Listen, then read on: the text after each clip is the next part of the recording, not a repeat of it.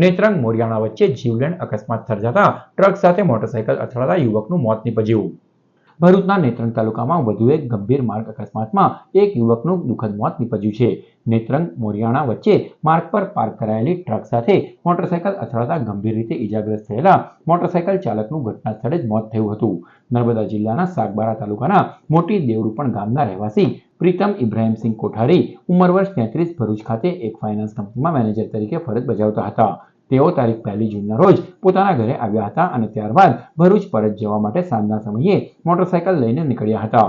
રાત્રિના સમયે નેત્રંગ મોરિયાણા વચ્ચે પસાર થતી વખતે તેમની મોટરસાયકલ માર્ગ પર ઊભી રાખવામાં આવેલી ટ્રક સાથે અથડાઈ હતી. પ્રાથમિક તપાસમાં જાણવા મળ્યું હતું કે ટ્રક બગડી જતા તેના ચાલકે જાહેર માર્ગ ઉપર કોઈપણ પ્રકારની ચેતવણીરૂપ બોર્ડ મૂક્યા વગર તથા પાર્કિંગ લાઇટ ચાલુ કર્યા વગર ટ્રક ઊભી રાખી હતી, જેના કારણે અંધારામાં પ્રીતમ ટ્રકને જોઈ શક્યા ન હતા અને અકસ્માત સર્જાયો હતો.